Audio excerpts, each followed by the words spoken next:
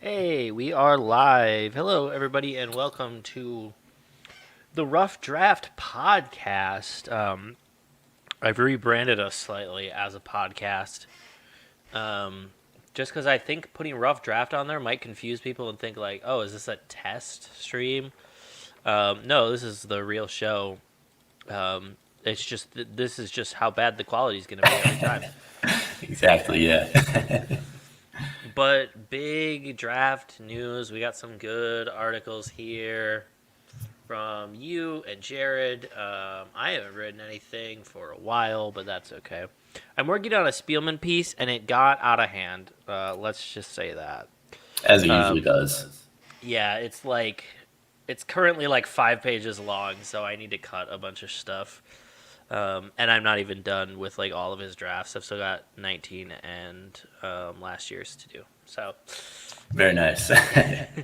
look forward to that one. But first, we'll jump into day 2 and 3 draft possibilities for the Vikings because I think this is going to be the biggest, most interesting story for our particular viewer and readership. I loved this article. I really like this article, by the way. Thank you. Would you like to talk about it since it's yours? Yeah.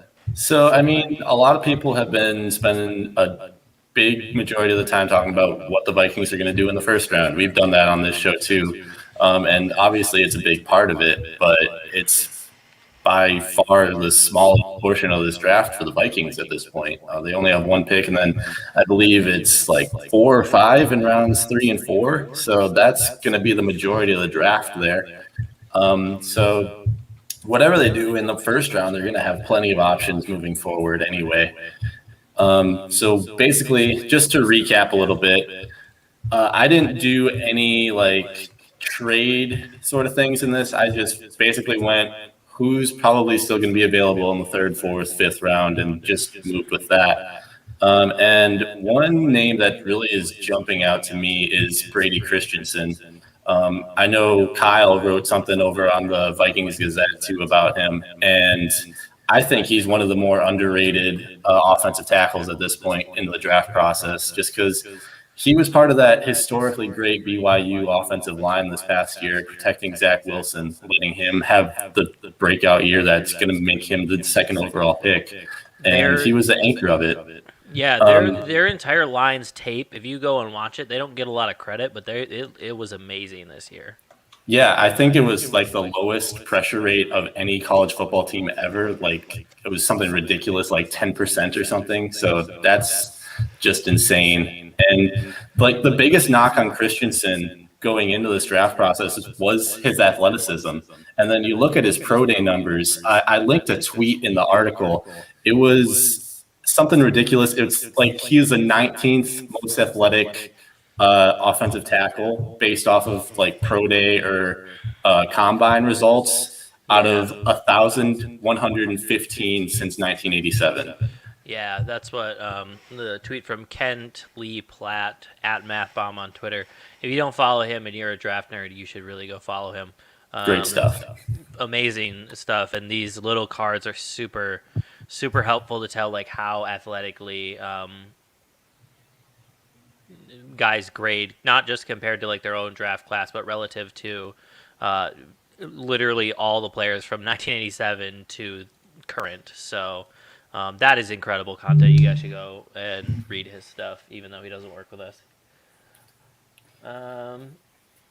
Okay, yeah, we talk about Brady Christensen. I think he could be the steal, like one of the offensive lineman steals of this draft. He is.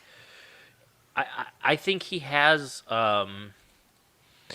especially with the pro day numbers. I think he has all the tools to be as good as some of the first round linemen that are available, assuming that he puts it all together at the next level, which is kind of always the question with linemen, is if they, put all the technique and everything together. Yeah, and I mean, he's kind of that's what everybody likes about him. And like we said, it's the athleticism that everybody had questions with. But at this point, I I don't really know if you can have any questions about this guy. It'd be interesting to see if he shoots up then in the next week, right before the draft, or if a team swoops in and reaches on him, as it were. We have a comment here from Marty Minnesota Simmons. Says they need to trade some of those third and fourths and grab some more quality players in the second. I'm sick of the same old Vikings getting quantity over quality. Yeah, I don't think it's a bad idea. I think the Vikings are in a weirdly good situation where they could be a little more aggressive in that middle round and move up. However, given Spielman's history, probably not likely, unfortunately. I would like to see them snag a second round pick, get back into the second at some point, assuming that the guy they want is available. I think the second round. Sorry, I know we're kind of sidetracking, but I think the second round would be a really good place to target either a guard. If one of them is available at that slot that they like, or if they don't go defensive end in the first round, going defensive end in the maybe early to mid second. Yeah, that's just my opinion. I agree. I mean, I think we both are in agreement that unfortunately they're probably going to go defensive end in the first round. So if they do manage to do that, then swooping in and taking one of those other top tackles in the second round, you can't go wrong with that.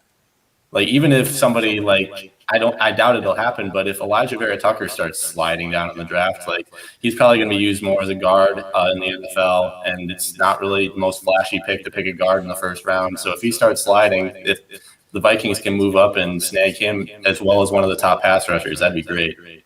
Yeah, I think he is going to be, if there's an offensive lineman that's going to slide in the first round, it's going to be Elijah Vera Tucker. Excuse me.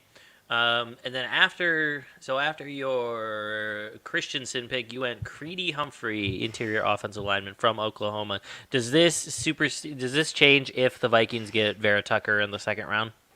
It could. I think that Humphreys is still going to be used more as a center in the NFL. And I still am part of the mindset that they could still take him, even if they do go Elijah Vera Tucker, because Bradbury just hasn't been that good. And Humphrey, again, he tested ridiculously athletic in his pro day too. So, and he was great at Oklahoma. He was an awesome center for them. And I think he could find really good success with the Vikings as a center moving forward too. Yeah, I think as much as Garrett Bradbury still has time, still has the ability to prove himself. We saw what happened with Pat Elflein when we waited till year 4 to try to address that issue. It just doesn't work. Exactly. Yeah. I think there's a difference. There's a difference between being patient and letting a player figure himself out, and there's just letting a guy overstay his welcome and not realizing that he's not as useful as you hoped he would be.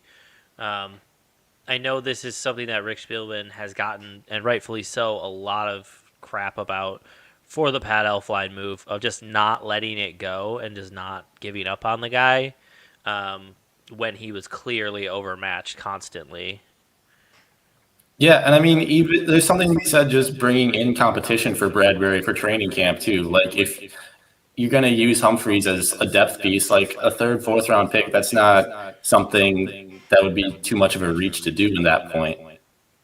Yeah, and even if Humphrey only turns into a spot starter, if you get him in the late third or mid fourth, that's fine as long as he plays some sort of role on your team for 4, 5, 6 years. That's about what you're looking for in the fourth and fifth round. I'm actually in my Spielman piece talking about this because in 2012 the Vikings drafted Brett Ellison and Jarius Wright in the fourth round, and I consider both of those to be hits, not because either of those players were spectacularly amazing and world breakers, but they both played a significant role on the team for 4 years at least. Um, and I think Ellison was a decent blocker. His dad's comments about how the Vikings are never going to win anything aside, like Ellison played a pretty decent role in those years, and getting him in the fourth round was actually a pretty big deal for those like 4 campaigns that he was with the Vikings. Yeah, exactly. Like you're not going to be hoping for one of your stars to be coming out of those mid rounds of the draft. Like if you can get somebody that can just consistently perform for you when you need them to, that's good enough. Mm-hmm. Yep. And then the next pick you had was Chattarius Atwell, the wide receiver from Louisville. I think he's he's just your typical slot guy. I think he'd fit really well in the Minnesota's offense alongside Adam Thielen and Justin Jefferson. He runs like a 4.2 140, so he's super fast. He's not the greatest route runner in the world yet, but with his speed, that's not too much of an issue. And he brings another piece to the dynamic offense that would be really great for a playoff run. Yeah, I think as much as obviously the Vikings 1-2 punch, assuming that Thielen stays healthy and doesn't fall off a cliff, is amazing. It's one of the best in the NFL. If Justin Jefferson continues his growth, excuse me, that spicy chicken sandwich, man. I think they should be looking for. They constantly are looking for that third guy, that fourth guy, because there's in the NFL you can never have too many receivers and you can never have too many defensive backs. Like those are the two positions that like it doesn't matter.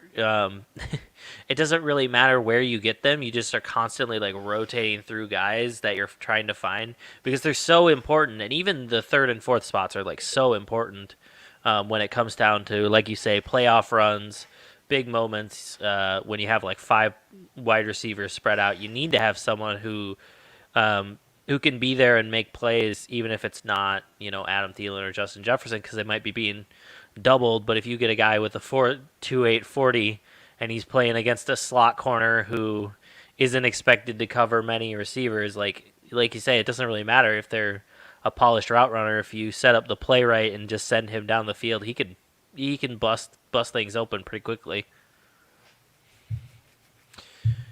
So, how do you say this guy's last name? Israel. I think it's Mukuamu, but I might be butchering that.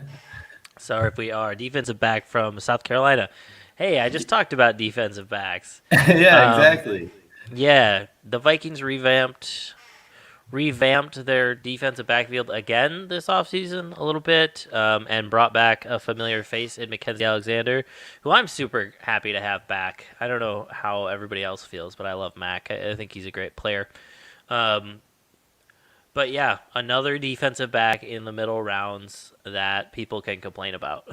Yeah, exactly. But I mean, I like him for a depth fit, especially in these middle rounds, just because he's not really great at anything, but he can play every single position. He's got experience as an outside corner. He's got experience as a slot corner, and he even played a little safety. So he can fill in on those snaps when you need somebody to get a break. You can play anywhere on the field, and he's still a super physical and super aggressive defensive back. He can make an impact on the field. Yeah, and I think you look at those guys like him, the guys who can cover who can like fit anywhere on the field. Maybe don't do everything super well, but they're the kind of guys that I feel like Mike Zimmer loves to turn into like very good role players. They make their mark on like special teams and stuff, and then they end up playing a pretty big role. I think Anthony Harris is a guy who like turned this corner a couple years ago, and then proceeded to not do very well last year. But yeah, I think defensive backs in the middle rounds are very similar to receivers, like almost always a safe bet to at least have a body on the field. And if they turn into something more than just like a spot starter role player, hey, even better. And Shaka Toney, edge, Penn State. This is an interesting one. Yeah, I mean, this one I feel like might be a bit of a reach, but he's just another guy. He's a pass rusher he's super athletic. He's a bit undersized for his position. He's 6'3", 240 pounds, but he knows how to rush the passer. Like if he can put a little like 20 pounds on him, like he'd be a really great pass rusher to have in a depth role for your team. Yeah. Again, I think pass rushers are something that when you get that deep into the draft, they're a good flyer pick because you never know. Especially with the Vikings staff, they turn defensive linemen over so quickly, and usually they're pretty good. The last couple of years have been a bit rough, but I think it'll be a lot better this year with Weatherly back and hopefully Hunter back healthy and two brand new defensive tackles playing in the system for the first time. I'm excited about that. So that other defensive end spot could use a good rotation. So I like the Tony pick. I like that he's I like the athleticism. I think there's a tendency to look for guys who have a lot of technique already, at least in the later rounds. So I like the athletic pick and the raw prospect. I don't think that happens enough, at least for the Vikings. Yeah, I mean, you talked about the Vikings being really good at developing pass rushers. Like Danielle Hunter was a third-round pick, so if anybody can do it, it's Minnesota. Like they've proven it. Yup. So that is it for the Vikings article. Caleb Farley cleared by team doctors in Indianapolis. You had what I thought was an interesting take on Caleb Farley, and how you thought he was potentially going to be drafted before Surtain / would be better than him. I can't remember exactly how you worded it. So I still think Surtain's going to be drafted before him. I do think that Farley has the potential to be the best corner in this draft, though. He's another guy. He's a lockdown guy. He's super aggressive at the line of scrimmage. He's got decent size, too, so he can match up with pretty much anybody. If you put him in the right system with the right coach, I think he can really flourish. So I wouldn't be surprised to see him go in the mid-first round just because of the potential that he's got. Yeah, I think he is. He is another one that has the. You good? Oh my goodness, he is another one that has the potential to be like the steal of the draft. I know we love to slap that label around everywhere, but he really could be because he's gonna fall because of those medical issues and because of like. Who knows when defensive backs are going to start flying off the board. But yeah, I agree with you. I think he has the skills, assuming he's completely healthy and able to go next year and learn with a full offseason under NFL head coaches. I think, or coaches, he's going to have a shot at, I think, defensive rookie of the year. I think he'll be up there for that candidate, assuming he gets in the right system, like you say. He gets sufficient playing time in the right spots, and he doesn't get relegated to the bench like Zimmer would do. Right. Yeah. Health is still a major concern with him, though. Like that back procedure that he had is the same thing that has happened to Tiger Woods, like I think 4 or 5 times in his career, and we saw how that derailed all his success. So if that still is an issue moving forward, like he might be healthy now, but it still could flare up, and then even if it's not this year, it could be next year. Where do you like him for a fit in the first round? I really think that maybe Jacksonville would be a good spot for him. Like that's a young team with their second pick. Yeah. Like it's an up and coming team. They're young. They've got something to prove. I think he could fit in really well in that culture. Urban Meyer's there. He's a great coach. Like that, everything just feels right about that team and Caleb Farley. Hopefully they have more success at Jacksonville the coming years than they have in the past. Yeah. You did a mock draft for the Washington football team. Would you like to talk about that, or would you like to skip to something else? Oh yeah, we can go over that one real quick. So this is This is an interesting one. I don't feel like Washington has a ton of like pressing needs going into this draft. Their defensive line is great with Sweat and Chase Young, and then their offensive line is going to be one of the best in the league. They've sort of addressed their quarterback position for now with the signing of Ryan Fitzpatrick, and they brought in Curtis Samuel and Adam Humphries to the wide receiver core. So they're pretty much set at a lot of the positions that you'd be looking for in the first couple rounds. But I do think that their secondary can be shored up a little bit, which is kind of where I went with this. Their first two picks for me were Jeremiah Owusu-Koramoah out of Notre Dame, the linebacker. He's a converted safety. He can do a little bit in the pass rush, but he's really good in pass coverage from a linebacker position. And then at 51, I had them taking cornerback Kelvin Joseph, who I think he's just another guy that can fit really well against William Jackson and Kendall Fuller. He could find success in that system. He's got decent size, great speed, and he's just a super competitive guy. And then round three, like I said, the offensive line is really good, but they do have some upcoming needs that need to be filled potentially. Their left tackle, Cornelius Lucas, is going to be a free agent after this year, and he's probably going to command more money than the $2.05 million that he's going to have in 2021. So I had them picking Brady Christensen in round three. And then I went a little bit with a flyer here. I had them taking Kyle Trask as their QB of the future. I think a year of development under Ryan Fitzpatrick would be good for him.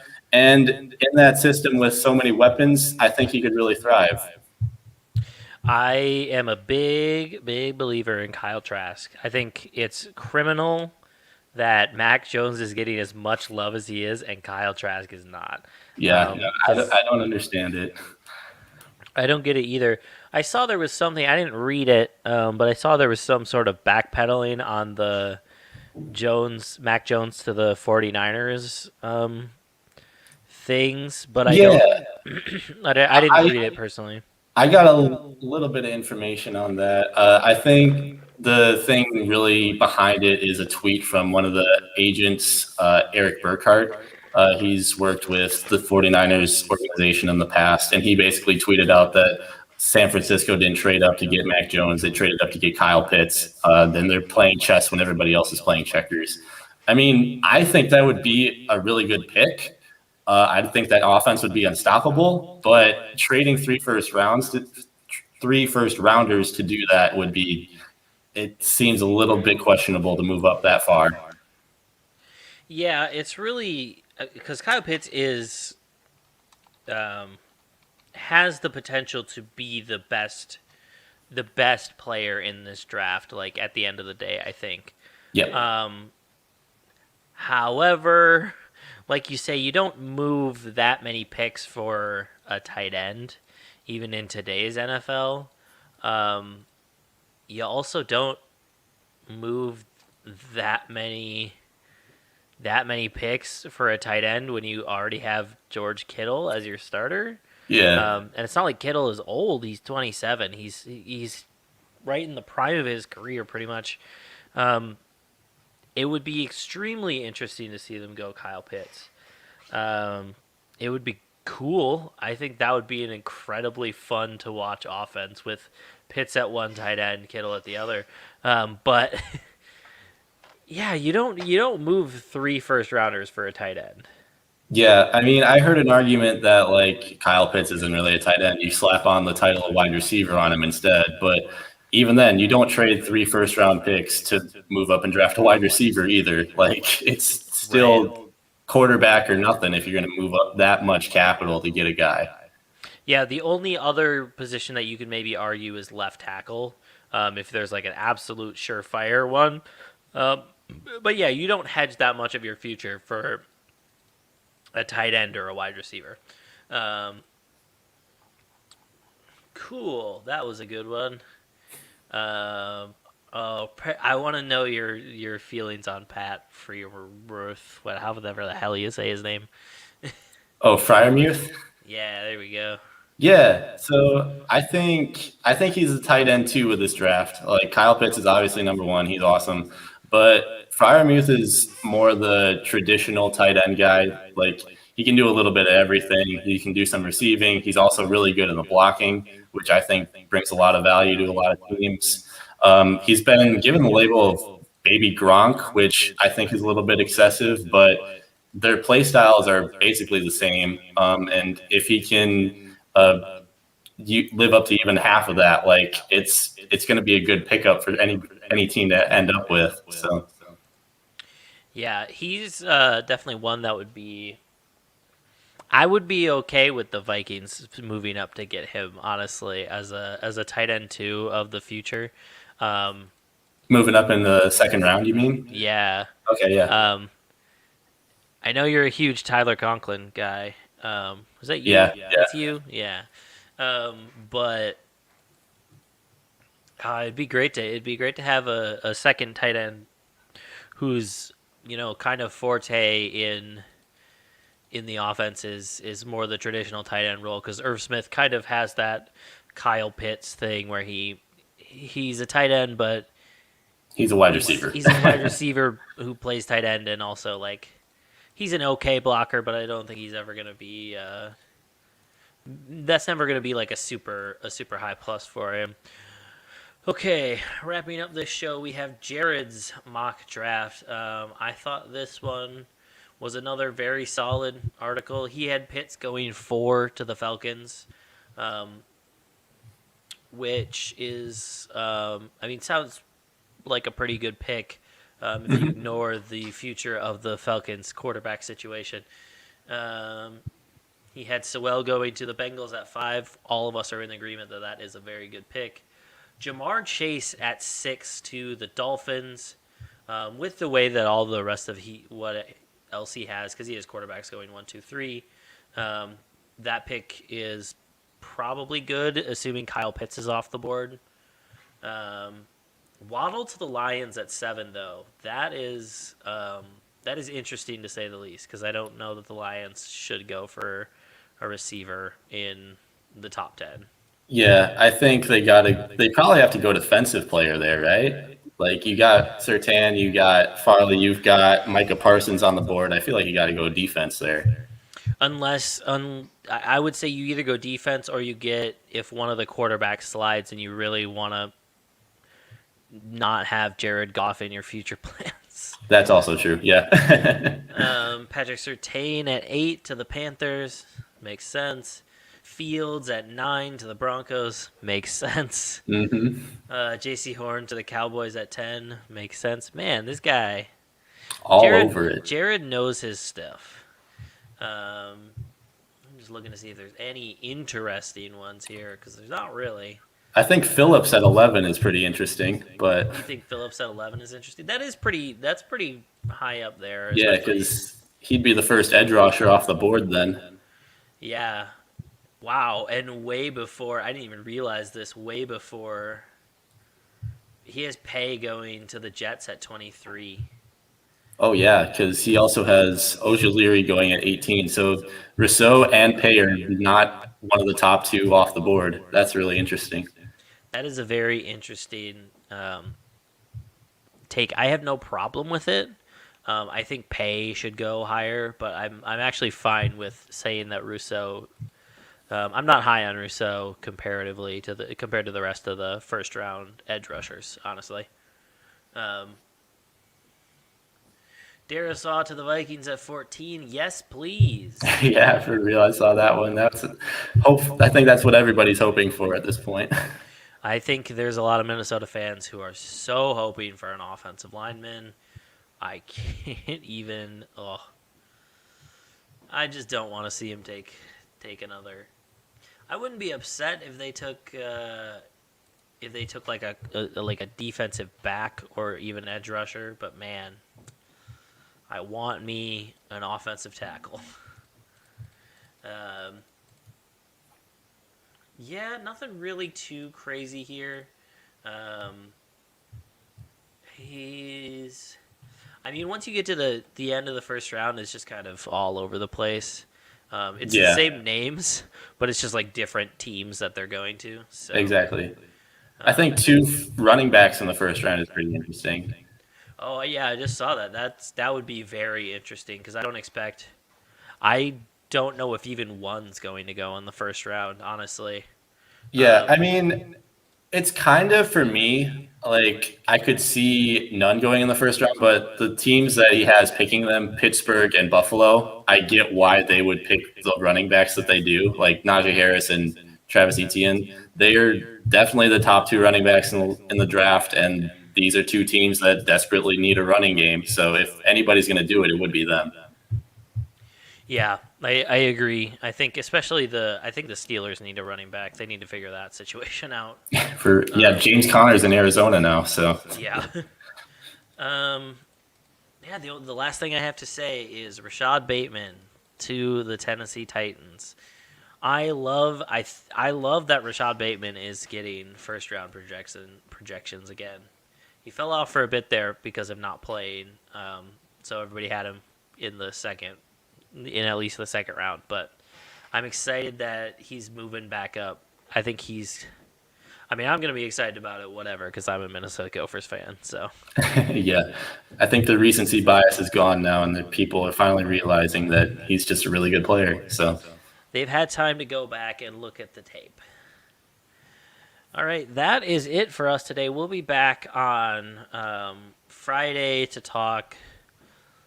Oh goodness, pre-draft week stuff because we are we're here. We're here, yeah. We are just over a week away. We have to continue working and not play MLB The Show all day long, unfortunately. But yeah, we'll be back on Friday. We'll be around. I think we'll be streaming the show a couple of those days, or at least I will, to justify playing it on company time. Oh, yeah. But that is it for us today. We will say goodbye because I don't know how to end this show other than by saying goodbye. Goodbye.